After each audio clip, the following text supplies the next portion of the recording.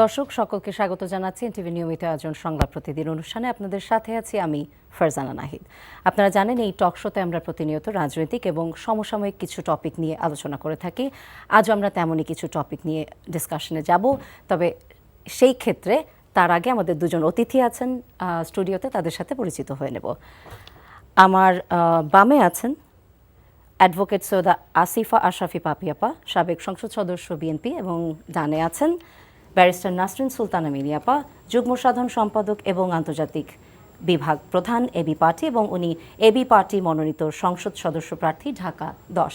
আপনাদের দুজনকে এনটিভির স্টুডিওতে স্বাগত জানাচ্ছি। ধন্যবাদ। আপা, আজ বেগম রোকেয়া দিবস আপনারা জানেন, এবং আমরা জানি যে বেগম রোকেয়া উনি ছিলেন নারী শিক্ষার অগ্রদূত।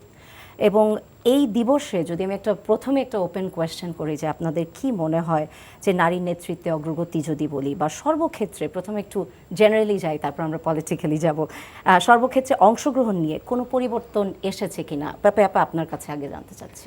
হ্যাঁ, নারী নেতৃত্বের জেনারেল অংশগ্রহণ একবারে মাঠ লেভেল থেকে বিন্দুমাত্র বাড়েনি মানে কি, নারীর অংশগ্রহণ আছে জি, তবে নারীদের অংশগ্রহণের এবং দল থেকে স্বীকৃতির কোনো ক্রাইটেরিয়া নির্ধারিত না।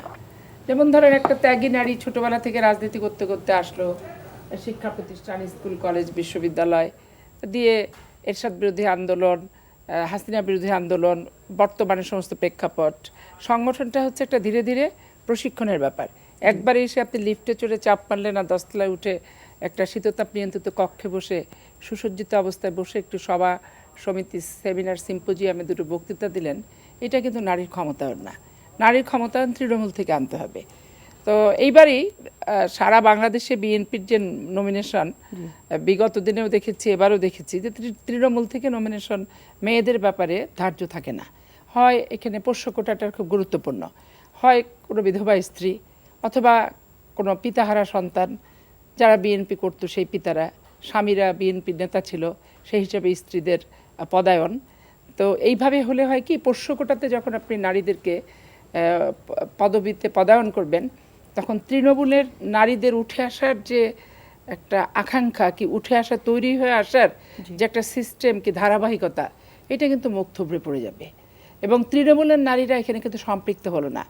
আপনি মানুষের ভোট করতে করতে, নিজ থেকে রাজনীতি করতে করতে এসে নিজে একসময় ভোটে নির্বাচিত হওয়ার নমিনেশন পেলেন, আর আমি জীবনে কারোরই নির্বাচন করলাম না, না স্বামী না বাবা, আর সেখানে আমাকে যদি নমিনেটেড করে ভোটের দায়িত্ব দেওয়া হয়, তো ভোটের চাওয়ার যে ঢং, ভোটে আসলে কি করতে হয়, এই ধরনের কোনো ধারণা এবং অভিজ্ঞতা, এগুলো কিন্তু কিছুই আপনি খুঁজে পাবেন না। দলই সেটার ক্ষেত্রে এটা ফেস করবে। হ্যাঁ, না, দলে তো দল হচ্ছে কি, মেয়েদের কোনো দলেই, বাংলাদেশের কোনো দলেই মেয়েদের হচ্ছে একবার তৃণমূল থেকে উঠে আসা যে মেয়েদের একটা ক্ষমতায়নের যে ব্যাপার, সেটা নাই, একবারে শূন্যের কোঠায় এটা। আপনি আমার দলের কথা বললে আমি বলবো, দেখেন সেলিমা রহমান, সেই রাষ্ট্রপতি জিয়াউর রহমান সময় থেকে দল করতে করতে আসছেন, এবং যার কোনো গ্যাপ নাই, জেলও খেটেছেন ভদ্রমহিলা, 40-50টা মামলার আসামি হয়েছেন, কিন্তু আজ পর্যন্ত ভদ্রমহিলা একবারে কি নমিনেশন পেয়েছে ইলেকশন করার জন্য? ওনার এলাকাতে নতুন এসছে, তারাও দেখেন নমিনেশন পেয়ে গেছে, এবং তার হাতে গড়া নাতির বয়সী ছেলেরাও, মেয়েরাও নমিনেশন পেয়েছে, হয়তো উনি কিন্তু পাননি। তো এই যে ছেলেদের ব্যাপার বা মেয়েদের ব্যাপার দেখেন, মেয়েদের ট্যাগ লাগায় পরিবারে, এক পরিবার, কিন্তু ছেলেদের বেলা কোনো ট্যাগ নাই। আমার দলের কথা আপনি দেখেন, যে আমি দলেরটাই বলি, বাইরেরটা পরে বলবো, টুকুর ভাই টাঙ্গাইলের দুটো আসন থেকে 2 ভাই পেয়েছে, সালাউদ্দিন কাদের চৌধুরী, গিয়াস কাদের চৌধুরী 2 ভাই এর আগে পেয়েছে, এখন ভাতিজা আর ভাই পেয়েছে, এর আগে কামাল ইবনে ইউসুফ, আকমাল ইবনে ইউসুফ 2 ভাই পেয়েছে, এবার এক ভাই তো 2 ভাই মারা গেছেন, ভাইয়ের মেয়েকে পোষ্য কোটা হিসেবে দিয়েছে। তাহলে এইটা তো নারীর ক্ষমতায়ন তৃণমূল থেকে হলো না, এইটা একটা স্পেসিফিক পরিবারের, স্পেসিফিকভাবে বাপের অবর্তমানে মেয়ে, স্বামীর অবর্তমানে স্ত্রী, এটা তো নেতৃত্ব তৈরি হয়ে আসলো না। তো তাহলে নেতৃত্ব সৃষ্টিটা কিভাবে করবে, মেয়েদেরকে তৈরিটা কিভাবে করবে? তৃণমূল থেকে উৎসাহিত হওয়ার সুযোগটা থাকছে না। আবার জাতীয় পার্টিতেও দেখেন যে সেখানেও রীতিমতো হচ্ছে, তারা তো অন্য পদ্ধতিতে কেনাবেচার মাধ্যমে তারা মহিলা এমপি যে দুটো দিয়েছিল, দেখছি যে পরে এইসব নিয়ে অনেক হট্টগোল হয়েছে। আবার আওয়ামী লীগ যখন ছিল, একমাত্র ওদের দলে 1-11 আসার কারণে, ছেলেদের প্রতি অবিশ্বাসের কারণে, তখন বেশ কিছু মহিলাদেরকে নিয়ে এসে এমপি সরাসরি নির্বাচনের যে নমিনেশন, সেটাতে তারা দিয়ে একটা চমক সৃষ্টি করছিল। তারপরে স্পিকার, তারপরে চিফ হুইপ টুইপ এগুলো বানায়, মোটামুটি তারা একটা মহিলাদেরকে দিয়ে এটা একটা চমক সৃষ্টি করছিল। এখন আমার হয় কি যে সংস্কার কমিশন বাংলাদেশে কয়টা নারীকে ডেকে সংস্কারে আলোচনা করছে, কোনো নারীকে ডেকে নারীর ভাগ্য নির্ধারণ করার ক্ষেত্রে প্রক্রিয়া নির্ধারণ করেনি, এবং দল থেকে কাদের কী টাইপের মেয়েদেরকে নমিনেশন দেওয়া উচিত এই কোনো ক্রাইটেরিয়া কিন্তু নাই। তো স্বাভাবিক কারণে দল মানতেও বাধ্য না, না মানলেও তো কোনো সমস্যা নেই। সমস্যা অবশ্যই আছে, কারণ বাংলাদেশের 52% কি 51% নারী ভোট। পুরুষ ভোট অনেকে দেখবেন বিদেশে কর্মক্ষেত্রে যায়, কিন্তু নারীরা ঘর সংসারের জায়গাতেই থাকে। তাহলে এই ভোটগুলিকে একটা পোষ্যকোটার মেয়ে কি পোষ্যকোটার পুত্র, স্ত্রী, স্বামীর পরিবর্তে যে স্ত্রী, তার মোটিভেশন ক্যাপাসিটিটা কতটুকু হবে, এটা একটা ব্যাপার।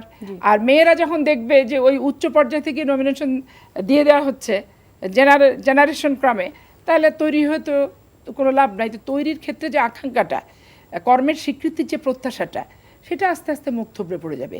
অদূর ভবিষ্যতে আপনি দেখবেন যে নারী নেতৃত্ব শুধু নারীরা ভোটার হয়ে থাকবে, নেতৃত্বের কোনো ক্রাইটেরিয়া থাকবে না। যেখান থেকে এসে দিয়ে এসে নমিনেশন বলেন, পদপদবি বলেন, এগুলো বরাদ্দ করা হবে। এটা হতাশাবাঞ্জক। জি, বুঝতে পারছি আপা। আমি এই বিষয়ে আরো কিছু কথা জানতে চাবো। মিলি আপা, আপনি যদি এখানে কিছু অ্যাড করতে চান। আপা যেটা বললেন যে প্রথমত দলের ক্ষেত্রে আপনি বলবেন, কিন্তু প্রথমে আমি যেটা বললাম যে জেনারেলিও যদি আমরা জানতে চাই যে নারীর অগ্রগতি, সেটা সর্বক্ষেত্রে সেটাতে কোনো চেঞ্জ এসছে কিনা, পজিটিভ চেঞ্জ আমি মিন করছি, এবং তারপর আপনি অবশ্যই বলবেন আপনার দলের ক্ষেত্রে কি হচ্ছে।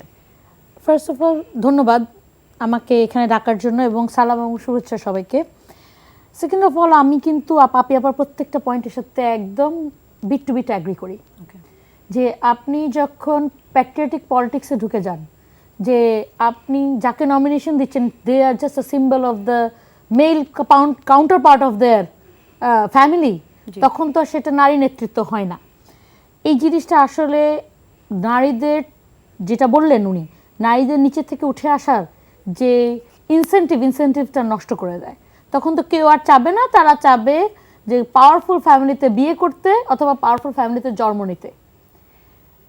এখানে এটা হলো তো দলীয় একটা পরিস্থিতি। আরেকটা ব্যাপার আমি একটু দেখাই, আমাদের জুলাই আন্দোলন যখন আমরা দেখেছি, প্রত্যেকটা আন্দোলনের সম্মুখ সারিতে আমরা দেখতাম সব নারীরা। জি। এবং প্রথম মিছিলটা বের করে নারীরা, তুমি কে আমি কে রাজাকার রাজাকার, রোকেয়া হল থেকে বের করে নারীরা। কিন্তু যখন এই জুলাই আন্দোলনের স্টেক হোল্ডাররা আসলো নেতৃত্ব নিতে, তখন আপনি কয়জন নারীকে দেখছেন? সে এইভাবেই কিন্তু নারীদের যখন লাগে, তখন তাদেরকে ঠিকই 50%-এর ভার নিতে হয়। আমরা বিভিন্ন সময় আগে শুনতাম, এখন এটা কম, বাট আগে শুনতাম যে নারীরা কি যুদ্ধে যাবে কিনা। নারীরা এবার যুদ্ধে যেয়ে দেখিয়ে দিয়েছে যে নারীরা যুদ্ধে যায়। কিন্তু এখানে অপরায়ণের কোনো সুযোগ নেই। নারী পুরুষ দুজন মিলেই আমাদের সমাজ, দুজনকেই সমাধিকার থাকতে হবে, এবং সমানভাবে তারা যদি দুজনেই এখানে সমাজের লিডারশিপ বলেন, কাজের জায়গা বলেন, যে কোনো জায়গায় যদি অবদান রাখতে পারে, তাহলে দুটা পার্সপেক্টিভ থেকে অবদান রাখবে, এবং তখন কিন্তু দেখবেন well rounded and happier society গড়ে উঠে। বিকজ ওই যে বললাম না, নারীর পার্টটা তো তখন আর চোখে পড়ে, ওটাও আসে ইস্যুতে।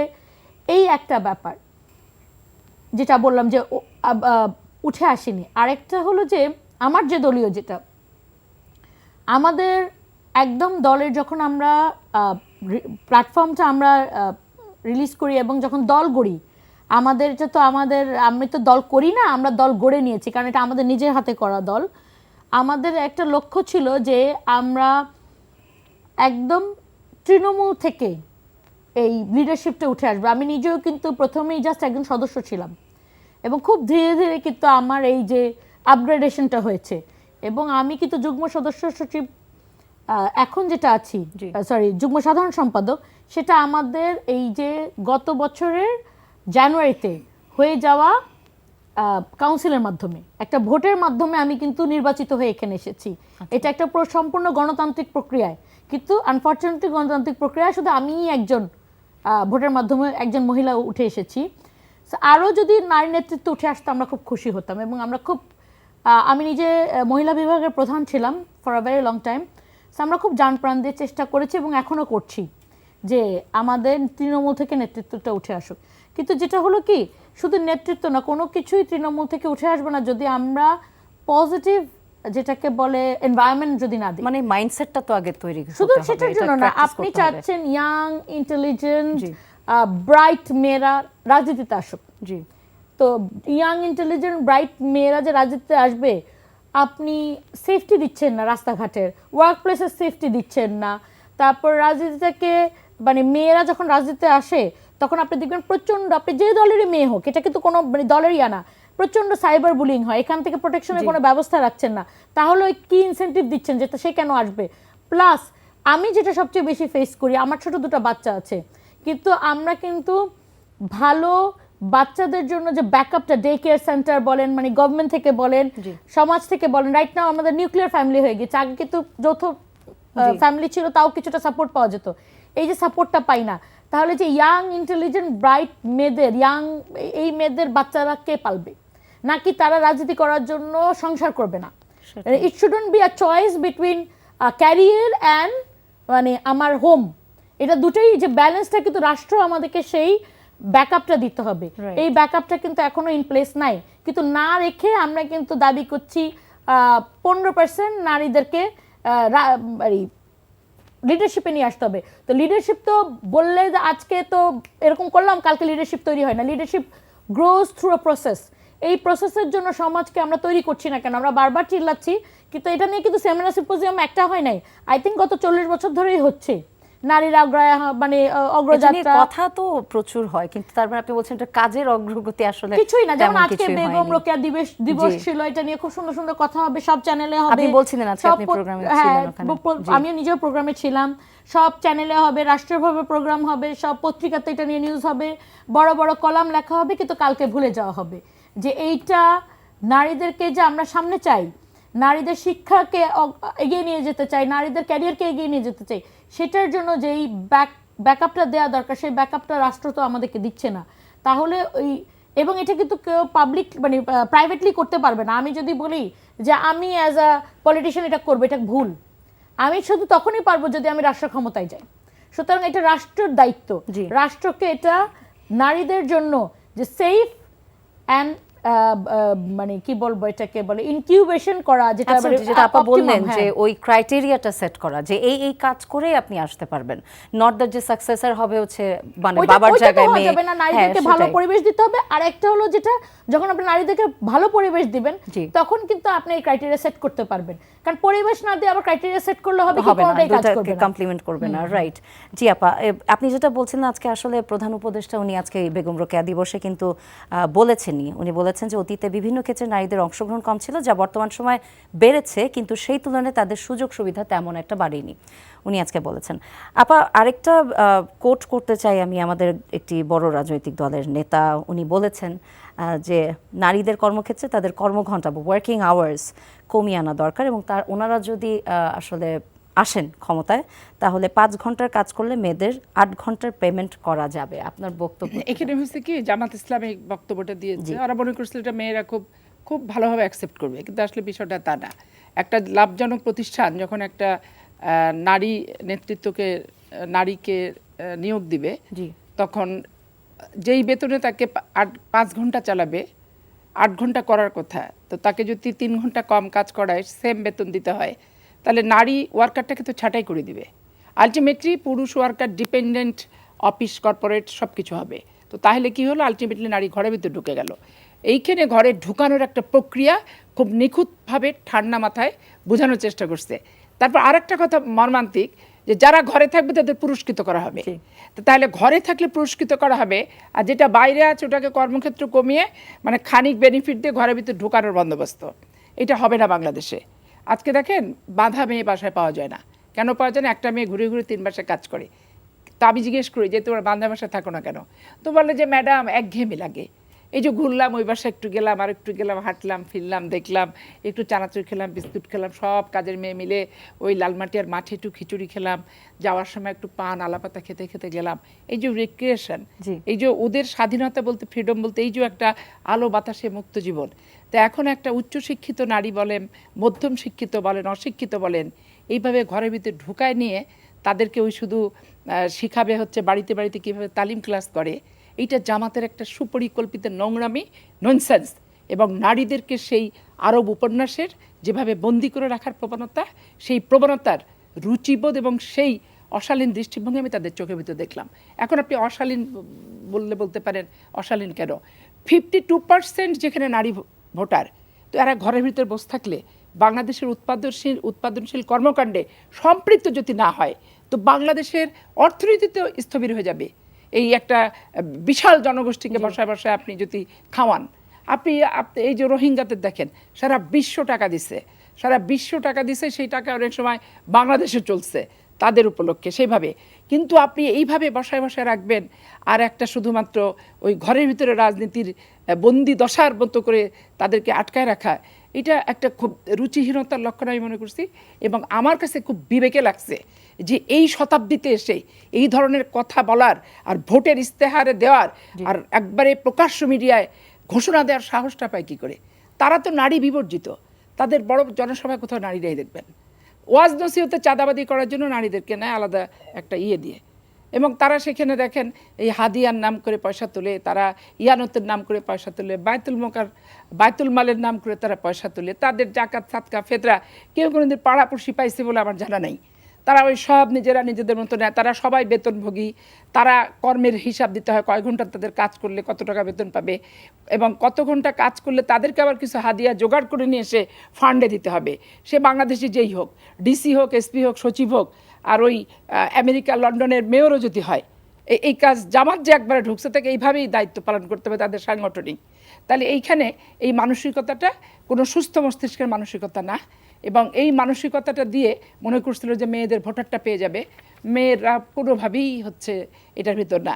আমি আমার বস্তি এলাকার মেয়েদের দেখছি যে তারা হোটেলের রেস্টুরেন্টে থালা বাসন মাজে, তরি তরকারি কেটে দেয়, পুরুষ বাবুর্চি রান্না করে, এভাবে তাদের দিচ্ছে। তারা একটা বউবাজার নামে মেয়েদের একটা বাজার আছে, এখানে ফুলুরি থেকে, মাছ থেকে, আলু থেকে, শুটকি থেকে, বেগুন থেকে সকালবেলা নিয়ে বসে ওরা বিক্রি করার পর 10টার সময় বাসায় যায় রান্নাবান্না করে খেয়ে দিয়ে ঘুমায়। এই হচ্ছে বাংলাদেশের বাস্তবতা। তো এই বাস্তবতাকে অবাস্তব চিন্তাভাবনা করতে গেলে এটা হিতে বিপরীত। জি মিলিয়াপা, আপনার কাছে যাব। আপা যে কথাটা বললেন, আমরা যে বিষয়টি আলাপ করছিলাম, যেখানে 50% অলমোস্ট নারী আমাদের বাংলাদেশে, সেখানে এই ধরনের বক্তব্যকে আপনি কিভাবে বিশ্লেষণ করবেন বা আপনার মন্তব্য কি? এটা মানে কল্পনার জগতে খুব সুন্দর শোনায়, 5 ঘন্টা কাজ করবে, বাসায় যাবে, রেস্ট করবে, বাট দ্য রিয়েলিটি ইজ নারীর কর্মঘণ্টা 8 ঘন্টাও না। নারীর কর্মঘণ্টা কখনো কখনো 12 থেকে 14 ঘন্টায় চলে যায়। এবং সেটা আমরা যেটা আপা বলছিলেন যে ওনার যে ছুটা মেয়েগুলা থাকে আমাদের বাসায়ও কাজ করে, আমরা দেখি ওরা, এবং বেশিরভাগ মেয়েদেরই যেটা রিয়েলিটি এই লেভেলের মেয়েদের, ওদের হাজব্যান্ডরা কিছু করে না, অথবা করলে এত মিনিমাল এটাদের সংসার চলে না। ওরা 3টা-4টা বাসায় কাজ করে। তো ওদের কর্মঘণ্টা কমিয়ে দিয়ে আপনি সাবসিডাইজ কিভাবে করবেন ওদের সংসারটাকে? ওর বাসার বাজারটা কে করে দিবে? ওর সন্তানদেরকে যে স্কুলে পড়ানোর জন্য এই কষ্টটা করছে, সেই কাজটা কি আপনাদের ইয়ানতের টাকা থেকে আসবে? সুতরাং এইরকম বাস্তবতা বিবর্জিত কথাটা আসলে খুব সুন্দর শোনায় না। প্লাস আরেকটা ব্যাপার আছে, if it is my choice to work 8 hours, who are you to dictate যে 5 ঘন্টা কেন না? আপনি বলতে পারেন যে নারীদের জন্য আমরা ফ্লেক্সিবল আওয়ার্স রাখবো, যে যাদের ছোট সন্তান আছে, যেমন আমার আছে, আমি হয়তো সেখান থেকে প্রফিট করব, আমার হয়তো এটা একটা চয়েস হতে পারে, বাট অনেকের চয়েস হবে যে সে 8 ঘন্টা কাজ করবে। আরেকটা যেটা আপা বললেন যে একটা it is a competitive world, আপনি এই কম্পিটিটিভ ওয়ার্ল্ডে যখন একটা কোম্পানিকে বাধ্য করবেন একটা নারীকে 8 ঘন্টার মানে 5 ঘন্টার বদলে 8 ঘন্টার স্যালারি দিতে, সেইখানে দেখা যাবে একটা কোনো নারী আর এমপ্লয়ি নাই। হয়তো আপনি সরকারিভাবে ভর্তুকি দিয়ে এটা করবেন, কিন্তু বেসরকারিভাবে এটা আপনি পারবেন না, কারণ বেসরকারিভাবে it is always about profit. So ওইটা আসলে ঠিক না। এবং ওনারা যে বলেছেন না, যারা বাসায় থাকবে তাদেরকে সম্মানিত করবেন, আমার মনে হয় এটা রং ওয়েতে আসছে। হয়তো এটা বলতে চেয়েছে যারা বাচ্চা লালন পালন করছেন, বিদেশে যেরকম আছে বাচ্চার মায়েদেরকে ফার্স্ট 2 years কিছু ইনসেনটিভ দেওয়া হয়, ম্যাটারনিটি লিভটাকে বাড়ানো, না এই না ধরনের ওটা আপনি না, বলছেন মানে আপনার মায়ের ফার্স্ট 2 years যেহেতু ছোট বাচ্চা, সেই জন্য বাচ্চার যে দুধ কিনার কিছু টাকা পয়সা দেওয়া হয়, তো ওইটা যদি আপনি বলতেন যে ইনসেন্টিভাইজ, সেটা একরকম। বাট আপনারা যে ওনারা যে ভাষায় বলেছেন, ওই ভাষাটা আসলে না, মানে আসলে কি ওনারা ওয়েল মিনিং না মানে খারাপ মিনিং আমি এখানে যাচ্ছি না, but that is not a language that should be politically used. এটা আসলে অ্যাকসেপ্টেবল ল্যাঙ্গুয়েজ না যে যারা বাসায় থাকবেন তাদেরকে সম্মানিত করবেন। এখন যেমন ওনাদের একজন ইয়ার কথাই বলি, নেতার কথাই বলি, আরমান ভাই যখন জেলে ছিলেন, মানে গুম ছিলেন, তখন তার ওয়াইফকে তো বের হতে বাধ্য হয়েছে, তাহলে কি উনি কি অসম্মানিত হয়ে গিয়েছেন? অথবা ধরেন আরমান ভাইয়ের ওয়াইফ যদি আজকে চাকরি করতে হতো তার দুটো বাচ্চার জন্য প্রোভাইড করার জন্য, তখন কি উনি অসম্মানিত হতেন? আমরা যারা পলিটিক্স করছে অথবা বাইরে আসছে, এবং ওনাদের মহিলা উইংয়ের একটা বিগ পার্ট কিন্তু কাজ করে যে বাইরে, বাসার বাইরে, তাহলে কি তারা অসম্মানিত? তো যারা বাসায় থাকবে তাদেরকে সম্মানিত, এই ল্যাঙ্গুয়েজটা ইজ প্রবলেমেটিক। আমার মনে হয় ওনাদেরকে আরেকটু চিন্তা ভাবনা করে এই ল্যাঙ্গুয়েজটা ইউজ করতে হবে। পলিটিক্সে কিন্তু একদিনে আপনার একটা রং মুভমেন্ট অথবা রং কথার কারণে কিন্তু আপনার পুরো মার্কেটটা ঘুরে যায়। সুতরাং you have to be very careful of what you say. So ওনাদের এইটা মানে আসল কথা কি আপনি বলেছে, দে আর নট ভেরি, এনারা তো আসলে নারীদের সাথে রাজনীতি করে খুব অভ্যস্ত না, তো এই জন্য মানে এখনো ওই ল্যাঙ্গুয়েজ প্রফেশনসিটা ঠিক হয়নি। আরো 8-10 বছর করলে হয়তো ওনাদের এই সেন্সিটিভিটিটা ঠিক হবে আর কি। আচ্ছা, আমরা এখন সেকেন্ড টপিকে যাব। আপা, আমরা জানি যে আজকে আমি একটু শুধু বলে দিই, ওদের প্রত্যেকের নেতাদের প্রত্যেকটার ওয়াইফ কিন্তু তাদের ওই মহিলা উইং এর সদস্য তারা, এবং যখন 91 সালে 2টা মহিলা এমপি দিচ্ছে তখন ওই নেতাদের বউদেরকে কিন্তু দিচ্ছে। এবং ওই যে আবু তাহের সাহেব বলে যে তার ওয়াইফ তাদের প্রতিষ্ঠানে কাজ করে, মানে ডাক্তার হলে ইবনে সিনা ডাক্তার হও, টিচার হলে তাদের যে প্রতিষ্ঠানগুলো আছে ফুলকুড়ি কি আরও কিছু সেগুলোতে মাস্টার হও, এরকম ব্যাপার। আর দুদিন দিয়ে প্রভাষক হয়ে তো লেখে অধ্যাপক, এটা একটা ভেগ জিনিস। অধ্যাপক হতে হতে চুলদাড়ি সব পেকে যায়, 2 বছরের চাকরি করে কেউ অধ্যাপক হতে পারে না নর্মালি। আপা, ত্রয়োদশ জাতীয় সংসদ নির্বাচনের তফসিল হতে পারে আগামীকাল বা পরশু, আজকে আমরা জানলাম এটা। কিন্তু এই যে আমরা এই ডিক্লারেশনগুলো পাচ্ছি, তারপরেও কিন্তু নির্বাচন নিয়ে মানুষের মানে রাজনৈতিক দলের বলেন যে সংশয় প্রকাশ এখনো থামেনি। তারা এখনো যেরকম জামাতের আমির বলেছেন কোনোভাবেই নির্বাচন পেছানো যাবে না, পেছালে জাতি গভীর সংকটে পড়বে। আসলে এই সংশয়টা এখনো কেন হচ্ছে? আমি জামাত ইসলামের কথাবার্তা বিশ্লেষণ করে দেখি যে ওরা যেটা চায় মনে মনে প্রকাশ করে বিপরীত জিনিস। ওরা নির্বাচনটা বেসিক্যালি পেছাতে চায়, এবং যত নির্বাচন দীর্ঘায়িত হবে ওনাদের এই যে গরম গরম ভাব ক্ষমতায় আছে, আর এই যে বড় বড় বক্তৃতার একটা দিচ্ছে, এরকম অপ্রাসঙ্গিক প্রাসঙ্গিক প্রয়োজন অপ্রয়োজন বিভিন্ন বিষয় নিয়ে, এগুলোর একটা বিশাল লম্বা সময় এরা পায়। যেমন আমি 11-11-তে দেখছি, তখনও এদের একই অ্যাটিটিউড আমি দেখেছি। 86-তে আমি দেখেছি, তখনও কিন্তু একই অ্যাটিটিউড এদের দেখেছি আমি, যে সব সময় এরা অনির্বাচিত অন্তর্বর্তীকালীন এই টাইপের 1-11-র মতো একটা সামরিক বাহিনী সমর্থিত সরকার এরকম আসলে তারা বুক ফুলায়, তাদের মন মতো প্রতিপক্ষকে নিধন, মিথ্যা মামলা দেওয়া থেকে শুরু করে যত রকম টর্চার আছে তারা করতে পারে। আমি নিজে একজন ভুক্তভোগী চাঁপাইনবাবগঞ্জে, জামাতের নায়েবে আমি লতিফুর রহমান থেকে শুরু করে তাদের দ্বারা। তো এই জন্য তারা মুখে নির্বাচন চাচ্ছে, বেসিক্যালি তারা অন্তরে এবং তাদের গেট আপে নির্বাচনের কোনো আলামত নাই। কারণ লাফায় লাফায় দেখেন, আলোচনার টেবিলে ঐক্যমত্য কমিশনে বসলো, আলোচনার টেবিলে আলোচনার নিষ্পত্তি হলো না, লাফায় চলে গেল আন্দোলনে। 1.5 মাস 2 মাস আগে দেখবেন পিআর নিয়ে গোটা বাংলাদেশে প্রোগ্রাম করা কিন্তু ওদের সারা। তারপরে দেখবেন আপনি এই যে গণভোট কখন হবে না, এটার আলোচনা একরকম গেল। আবার এক এক সময় এক একটা কথা, যে ভোটের আগে দিতে হবে, ভোটের পরে হলে অসুবিধা নাই, ভোটের মধ্যে হলে অসুবিধা নাই, এটা হলে সুবিধা, এটা হলে অসুবিধা। তাহলে ওরা বেসিক্যালি চাচ্ছে একটা, মনের ভিতরে বলছে আর একটা গেট আপ। তারপরে দেখেন ডিসি রাতের বেলা কিন্তু দিয়ে দেওয়া হয়েছে, দেওয়ার পরে লটারির কথা বলতেছে ওরা। তো লটারির রাত্রেবেলা 3টার সময় ডিসি ট্রান্সফার হয়েছে, 3টার সময় চার্জ হ্যান্ডওভার হয়েছে, সেটা নিয়ে কথা নাই। সেই ডিসিগুলো কারা? সব জামাত সমর্থিত ইসলামী ছাত্র শিবিরের যে জেলাগুলোকে দেওয়া হয়েছে।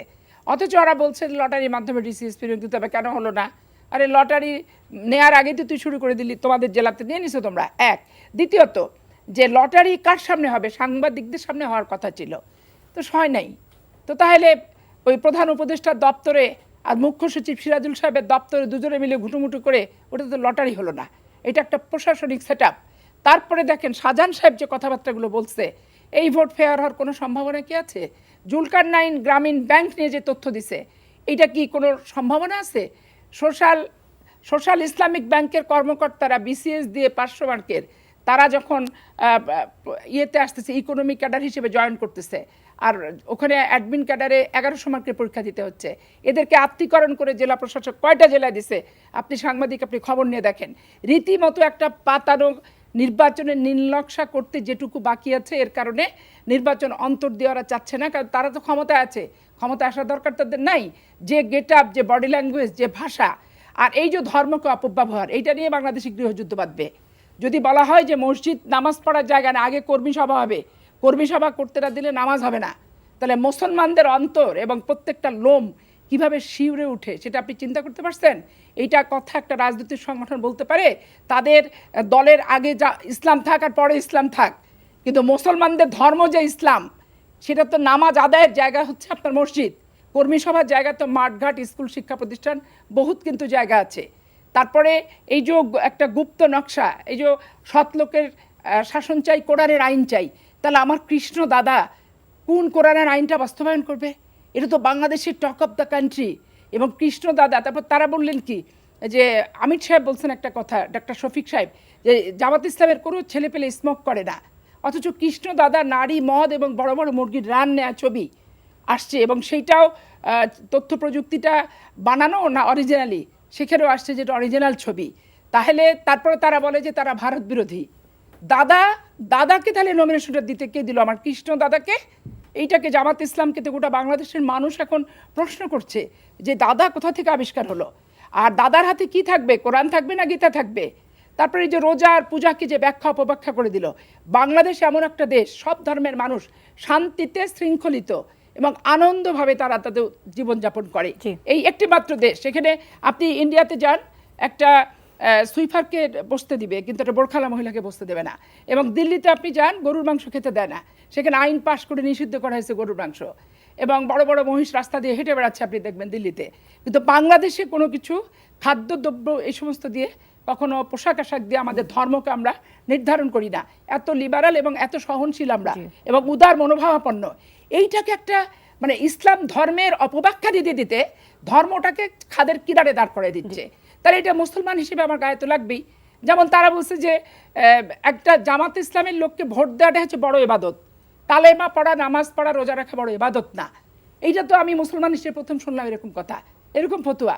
তাহলে এই যে ফতুয়াগুলো দিচ্ছে আমাদের কওমি সহ যারা আলেম ওলেমা মাশায়েখ আছে, তাদের তো এখন এদের এই জামাত ইসলাম যে ভোটের কারণে, ভোটের জন্য ইসলামের যে অপব্যাখ্যাগুলো করছে, এগুলো রীতিমতো সঠিক ব্যাখ্যাটা ওনাদের দেওয়া দরকার, দিয়ে এটা বোঝানো দরকার মানুষকে যে বেসিক্যালি এটা অপব্যাখ্যা, ভুল, নিজের স্বার্থে ইসলামকে ব্যবহার করার একটা ঘৃণ্য প্রচেষ্টা ছাড়া আর কিছু না।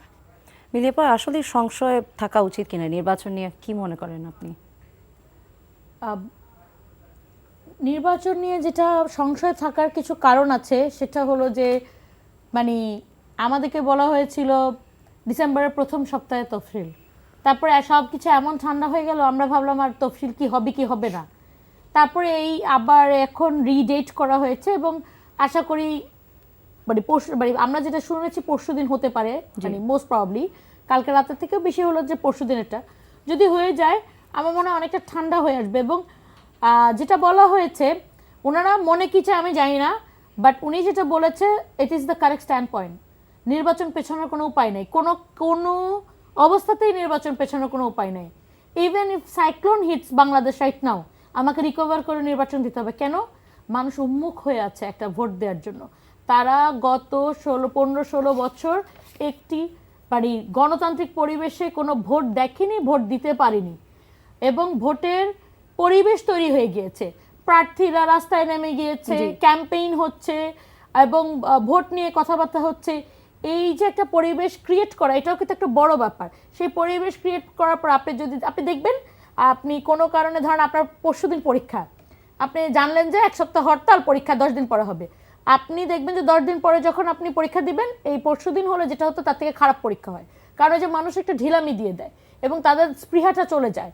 তো এই স্পৃহাটা যেন মানুষের মধ্যে থেকে চলে না যায়, মানুষ যেন যেটার জন্য জনগণের সবসময় কি জনগণের আশাটাকেই দেখতে হবে, আপনাকে ফার্স্ট প্রায়োরিটি দিতে হবে। জনগণ এখন চাচ্ছে একটা মানে ভোট হতে হবে ফেব্রুয়ারিতে, মানুষের মাইন্ডসেট হয়ে গেছে যে রোজার আগে আমরা ভোট দিয়ে আমরা নতুন সরকার দেখব। সুতরাং এই সরকার, যে জনগণ যাকে ভোট দিবে সেই সরকারই আসবে এবং সেটাই মেনে নিয়ে ভোট মানে কন্ডাক্ট করে ফেলতে হবে। এখন যেটা ব্যাপার, কন্ডাক্ট করার জন্য level playing field, level playing field নাই। এখন লেভেল প্লেইং ফিল্ড নাই বলে কি আমার ভোট হবে না? একদম ভুল কথা। লেভেল প্লেইং ফিল্ড এনশিওর করতে হবে। সেটা আমাদের মতো রাজনৈতিক দলদেরকে চাপ প্রয়োগ করে হলেও বলতে হবে যে আপনারা লেভেল প্লেইং ফিল্ড তৈরি করেন। এই যে প্রার্থীদের উপরে হামলা হচ্ছে, প্রার্থীদেরকে বিভিন্ন জায়গায় প্রার্থীরা হেনস্থার শিকার হচ্ছে, আপনার চট্টগ্রামে ওনাদেরই এই যে বিএনপির একজন প্রার্থী গুলিবিদ্ধ হয়েছে, এখন পর্যন্ত আমরা কিন্তু কোনো খবর পাইনি যে তাকে গুলি করা হয়েছে এবং যারা গুলি করেছে এই রিলেটেড মানে অ্যাকচুয়ালি কি মানে আপডেট কি আমি জানি না। আমরা শুনেছি একটা ছেলেকে অ্যারেস্ট করেছে, বাট এটা তো একজনের নিশ্চয় কর্মকাণ্ড না, এটা নিশ্চয় পিছনে অনেক প্ল্যানিং আছে, সেটার কোনো কিছু আমরা পাচ্ছি না। তারপরে হলো যে আমাদের সাধারণ সম্পাদককে কালকে প্রচণ্ড বুলিং এবং হেনস্থার শিকার হতে হয়েছে, সেটা নিয়ে এখন পর্যন্ত নির্বাচন কমিশন কোনো ইভেন স্টেটমেন্ট পর্যন্ত দেয় নাই যে এটা আসলে কিন্তু নির্বাচন আচরণবিধির বাইরে পড়ে। হতে পারে আপনারা তফসিল দেন নাই, কিন্তু তাই বলে কি উনি প্রার্থী না? উনি তো প্রার্থী। জি, তো এটা কিছু কিছু না কিছু কোনো না কোনো আইনের তো লঙ্ঘন এখানে হয়েছে।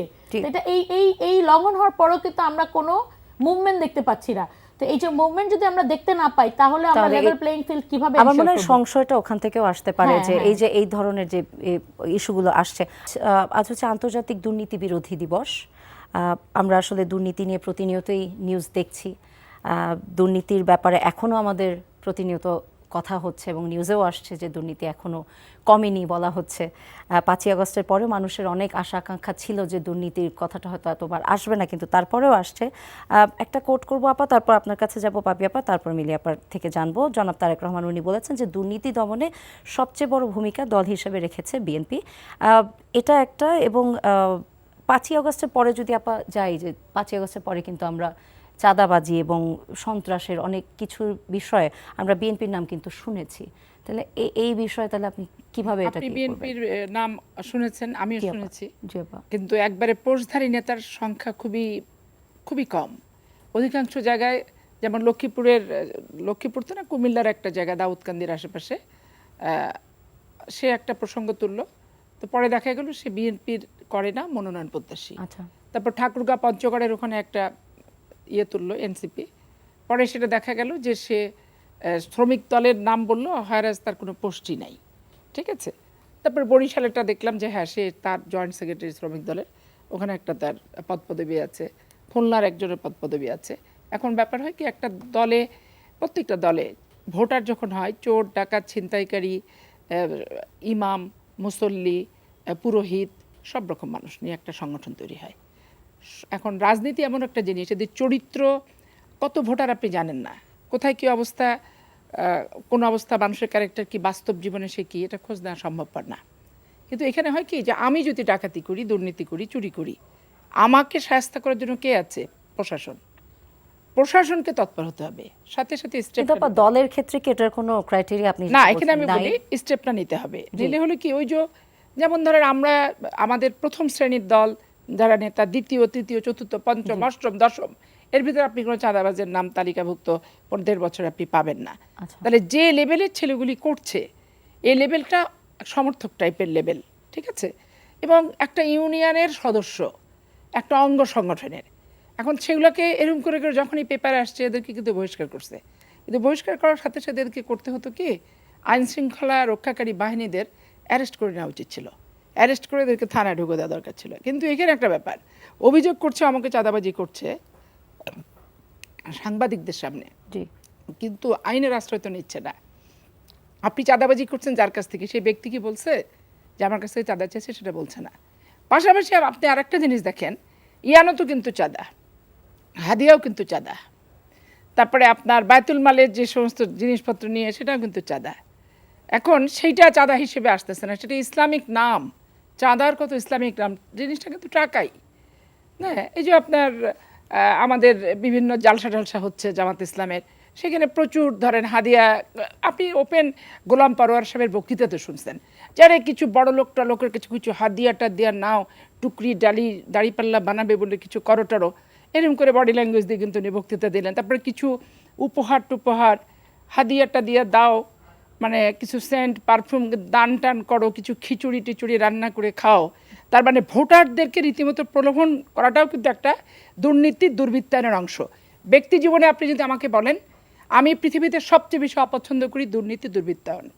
কারণ এটাতে নিমজ্জিত একবার হলে আমার নিজের স্বকীয়তা থাকবে না, আমার ইমেজ থাকবে না, আমার দেশপ্রেমের কথাটা বলারও কোনো জায়গা থাকবে না, এবং আমি যে কথাটাই বলবো সেটা বিতর্কিত কথা বলা হবে, আমার চরিত্রের সাথে আমার কথার সাংঘর্ষিক একটা রূপ নেবে। এই জন্য আমি ব্যক্তিগতভাবে দুর্নীতি দুর্বৃত্তায়ন প্রচণ্ড অপছন্দ করি, এবং রাজনীতি শুধু না, একটা ব্যক্তিগতভাবে মানুষ হিসাবেও অফিসিয়াল দুর্নীতি বলেন, একটা ব্যক্তি একটা এই খারাপ চিন্তাটা একটা সাধারণ মানে সাধারণ তৃণমূল পর্যায়েরও কোনো মানুষের ভিতরে যাতে এটা না আসে, কিন্তু সবার ভিতরে এটা আসে। আপনি চাকরির ক্ষেত্রে যান, চাকরি একটা তদবির করার আগে বলবে টাকা পয়সা যদি কিছু লাগে, পান বিড়ি চা খাওয়ার লাগে ম্যাডাম দরকার হয় দিব, চাকরিটা কিভাবে হওয়া যায়। গ্রামের একটা সামান্য রিক্সাওয়ালা ধরেন লুঙ্গি পরে সেই কথাটা বলে, তার মানে যে ঘুষ দুর্নীতি দুর্বৃত্তায়নের চিন্তা চেতনাটা ওই তৃণমূলের ওই জায়গায় কিন্তু চলে গেছে। মানে আপনি বলছেন সিস্টেমের ভিতরে এটা চলে গেছে, ওইটা ওই জায়গায় চলে গেছে তৃণমূল পর্যন্ত। দুদক চেয়ারম্যান এটা বলেছেন, উনি বলেছেন যে এখন আপনি এখানে মোটিভেশন দুর্নীতি কেমন ভাবে জড়িয়ে আছে যে যা সম্পূর্ণ রাজনীতিবিদদের করতে হবে। এখন রাজনীতিবিদের জায়গায় আসেন, রিক্সা চালক আমার দল করে, আমার দল করবে, সে মিছিল করবে, কিন্তু আমি করলাম কি বিশাল একটা প্যান্ডেল করলাম, করে একটা আয়োজন করলাম 600 লোকের ভুড়ি ভোজ খানা দানা করে, যে খাওয়া দাওয়া বক্তৃতা দিলাম, আসো শপথ করো কোরআনছো হাতছো যে আমাকে ভোট দিবা।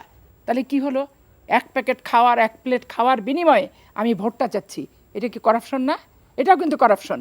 জি, এটাও করাপশন। আপনাকে গিফট দিয়ে ভোট দেওয়া, চাবো আমি ভোট চাবো ভোট নিব, এটা কিন্তু করাপশন। আপনাকে টাকা দিয়ে আমি ভোট নেব, এটা কিন্তু করাপশন। এবং ভোটের পরিবেশটা নষ্ট কিভাবে হয়, এভাবে কিনতে হয়। আমার চোখে দেখা বস্তি এলাকা 5000 ভোট এলাকায়, এবং দোকান ফিক্সড করা আছে, বাড়িতে বাড়িতে চিরকুট দিয়ে আসতেছে যে ওই দোকানে চাল ডাল তোমার জন্য ফ্রি। এই যে শীত আসছে, কম্বলের দোকানে বলা আছে চিরকুট আমরা দিয়ে দেবো, আমার স্বাক্ষর দেখবা, কম্বল নিতে আসলে কম্বল দিয়ে দিবা। তৃণমূলের করাপশনটা আপনি দেখেন, অফিসিয়াল করাপশন, রাজনৈতিক দুর্বৃত্তায়ন, এই রাষ্ট্রের দুর্বৃত্তায়ন, সেটা তো একটা বিশাল শ্রেণী, সেটা একটা ব্যাপক জঘন্যতম অপরাধ। তারপর তৃণমূলের দিকে আপনি তাকিয়ে দেখেন যে কি পরিস্থিতি। আমি একটা মানুষকেও যেই লোকটা তদবির করে সে 0 পায় জানেন চাকরিতে, আর যে হচ্ছে 100-র ভিতর 80-90 পায় পরীক্ষাতে, সে কখনোই তদবির করতে আসে না। আমি বার কাউন্সিলের পরীক্ষাতে দেখলাম ফেল করাগুলা রিভিউর জন্য তদবিরে আসছে, একটা রিভিউ করে পাশ করিয়ে ওই ছেলেটা আইনজীবী হিসেবে ক্লায়েন্টের সাথে কি ডিলিংস করবে, আর এই আইনজীবীটা একটা তো স্বেচ্ছাসেবী ব্যাপারও, এখানে কি ভূমিকা রাখবে আপনি বলেন। মাঝে মধ্যে সমস্ত কিছু দেখে মনে হয় যে হতাশা হয়ে যায়, হতাশা হয়ে যায় এমনভাবে যে আসলে পরিত্রাণের পথ নাই এই দুর্নীতি থেকে। মিলিয়াপা, আপনার কাছ থেকে যদি জানতে চাই যে অ্যাডমিনিস্ট্রেটিভ সাইড থেকেও এবং রাজনৈতিকভাবেও এই দুর্নীতি, যেটা আজকে আমরা দুদক চেয়ারম্যানের কথা শুনছিলাম, উনি বলেছেন যে আসন্ন নির্বাচনে দুর্নীতিবাজ বাদ দিয়ে সঠিক লোককে নির্বাচিত করা উচিত, কিন্তু একই সাথে যেটা বলছিলাম ওই লাইনটা রিপিট করছি যে উনি বলেছেন সমাজের রন্ধ্রে রন্ধ্রে দুর্নীতি এমনভাবে ছড়িয়ে আছে যা সম্পূর্ণ নির্মূল করা কঠিন। উনি যে কথাগুলো বলেছেন দুটোই ঠিক, একদম I back him on his words. But problem is কি জানেন, শুনতে খারাপ লাগবে, কিন্তু আজকে আমরা যেই জলসা আকারে বেগম রোকেয়া দিবস পালন করেছি, সেই বড় আকারে কি দুর্নীতি প্রতিরোধ দিবস পালন করেছি? তাহলে আমাদের প্রায়োরিটিটা কোথায়? এইটাই কিন্তু দেখায় যায় যে আমাদের প্রায়োরিটিটা কোথায়। ইভেন দিস নিউট্রাল গভর্নমেন্ট, যাদের কাছে আমরা আশা করেছিলাম যে এইগুলোর তো কোনো, আসলে যেটা আপা বলে, এটা তো দুর্নীতি দমন কমিশন বলেন, যেটাই বলেন অ্যাডমিনিস্ট্রেশন বলেন, সব কিছুর তো স্ট্রাকচার একদম নিচে থেকে ক্ষয়ে গেছে। তো এই আমাদের আশা কি ছিল, বটম আপ এই রিফরমেশনটা হবে, এবং এই রিফরমেশনটা হবে থ্রু দিস গভর্নমেন্ট। বাট আমরা কিন্তু এই রিফরমেশনটা দেখতে পারলাম না। আপনি একজন দুর্নীতিবাজ লোককে লক্ষ্মীপুর থেকে সুন্দরবন পাঠা দিলে লাভই বাকি, সে তো দুর্নীতিবাজই থাকবে, তার তো কোনো এখানে আপনি তাকে কোনো শাস্তি দিচ্ছেন না, তার বিরুদ্ধে মামলা হচ্ছে না। আপনি বলছেন শুধু স্থানান্তর হচ্ছে। দুর্নীতি, হ্যাঁ, এগুলো তো আসলে দুর্নীতি, এগুলো দুর্নীতির কোনো ইফেক্ট পড়ে না। সুতরাং আপনাকে রাষ্ট্রীয়ভাবে যদি দুর্নীতি কে দমন করতে হয়, তাহলে হবে কি, আপনাকে রাষ্ট্রের একদম প্রধান যিনি আছেন তার থেকে নিচের দিক থেকে, যেটা আমাদের প্রফেসর ইউনুস আমাদেরকে প্রমিস করেছিলেন যে সবার সম্পত্তির বিবরণ প্রকাশ করা হবে, আজ পর্যন্ত আমরা কারোটা দেখিনি আনফরচুনেটলি। এবং আমরা যারা উপদেষ্টা হয়েছেন তাদের মধ্যে কয়েকজনের প্রচণ্ড দুর্নীতির খবর আমাদের আকাশে বাতাসে ভাসে, কিন্তু তাদের সাপোর্টাররা বলে যে প্রমাণ দেখাও। প্রমাণ আমরা কোথা থেকে দেখাবো? আমরা তো দুদক না, এটা প্রমাণ তো দুদকের করার কথা ছিল। তাদের পিএসরা দুদকের লিস্টে আছে, তাদের বিরুদ্ধে তদন্ত হচ্ছে, তাদের বাইরে যাওয়াতে নোবার আছে, কিন্তু বিদেশ গমনে আর কি নোবার আছে। কিন্তু এটা নিয়ে আমরা মানে উনি যে আছেন উপদেষ্টা, উনি অমনিপটেন্ট, তার বিরুদ্ধে আমরা কিছু বলছি না। এই জায়গাটা রং। আমরা এই বলতে পারার জন্যই কিন্তু এতগুলা লোক রক্ত দিয়েছে, এতগুলা মা সন্তান হারিয়েছে, এতগুলা মানুষ চোখ হারিয়েছে। আমার জানা মতে কমপ্লিট 2 চোখ হারিয়েছে 800 সামথিং লোক মানুষ, এবং 1 চোখ হারিয়েছে 2000-এর মতো মানুষ। আপনি কি সেই লোকটাকে, যে লোকটা একটা বলেছিল না আমাদের একটা ইউএনের ডকুমেন্টারি যদি আপনি দেখে থাকেন, আমি যতবার দেখি আমার চোখে দিয়ে পানি পড়তে থাকে, বিকজ এই জিনিসটা আমার জন্য খুব সেন্সিটিভ। আমার কাছে খালি মনে হয় যে আমি যদি চোখে দেখতে না পারি আমার তো সব কিছু বন্ধ হয়ে যাবে, কারণ আমার সব কিছুই তো এই দৃষ্টির উপরে ডিপেন্ডেন্ট। আমি যে এই যে আপনাদের নিউজগুলো দেখছি, পড়ছি, সেগুলো দেখে পড়ে তো আজকে আমি এখানে এসে কথা বলতে পারছি। আজকে যদি আমি দেখতে পারতাম না পারতাম, পড়তে না পারতাম, আমি কিন্তু আমার এই ক্যাপাবিলিটি শো করতে পারতাম না। তো যার দুনিয়াটা অন্ধকার হয়ে গিয়েছে তার তো সব সম্ভাবনা দ্বার আপনি বন্ধ করে দিয়েছেন। সেই বন্ধ করার বিনিময়ে হলেও যদি তাদেরকে আপনি একটা সুষ্ঠু সমাজ দিতে পারতেন, তাহলে কিন্তু আমরা হয়তো কষ্ট হলেও মনে নিতাম যে একটা স্যাক্রিফাইস লাগে for a better good, but আমরা কিন্তু বেটার গুডটা পাইনি। আরেকটা ব্যাপার, আপা বহিষ্কারের ব্যাপারে বলেছেন যে বিএনপি থেকে প্রচুর বহিষ্কার করা হয়েছে, কিন্তু আনফরচুনেটলি বহিষ্কার যাদেরকে করেছেন আমরা কিন্তু নিউজে বারবার দেখছি তাদেরকে 2-3 মাস পরে আবার দলে ফেরত। হচ্ছে দলের ওই যে উপজেলা ভোট করছিল সেগুলো প্রত্যাহার করছে, এগুলো না। মানে না, এমনি তো মানে বহিষ্কার যাদেরকে করেছে, অনেক নেতা আমি বহিষ্কার করেছে আমরা জানি, তাদেরকে তো ধরেন আবার ফেরত আনা হয়েছে, এবং বহিষ্কৃত একজন নেতাকে কয়েকদিন আগে নমিনেশনও দেওয়া হয়েছে। আমরা জানি না ওনার বহিষ্কার আদেশ উঠিয়ে নেওয়া হয়েছে কিনা। তো এই ব্যাপারগুলো তো আর মানে চাঁদাবাজি যে হচ্ছে, দিস ইজ রিয়েল ট্রুথ, এটা অ্যাকসেপ্ট করে নিতে হবে যে হচ্ছে। এবং যারা আপার মতো যারা বড় পজিশনে আছেন লিডারশিপে, তাদের মতো সবাই যদি স্ট্রংলি বলে যে আমার দলের হইলেও আমি চাঁদাবাজ চাই না, স্ট্রংলি দাঁড়িয়ে যান এবং এটাকে প্রতিহত করেন, আমার মনে হয় আমরা সবাই মিলে এটাকে কিছুটা কমিয়ে আনতে। জি আপা, যেটা বলছিলাম যে আপনারা দুইজনই এটাতে একমত হবেন যে রাজনৈতিক দলেরও তো এটা দায়িত্ব আছে, যেহেতু আপনি বলছেন this is a systematic error, but আমরা তো এটাও বলি যে if you want the change be the change. So তখন তো আমার মনে হয় যে রাজনৈতিক দলের ক্ষেত্রে যেটা আপা বললেন যে একটা মিক্সড থাকে না, যে সব লেয়ারের মানুষ আসে, ওর মধ্যে হয়তো দুর্নীতিবাজ বা যে সন্ত্রাস করছে তারাও ঢুকে যায়।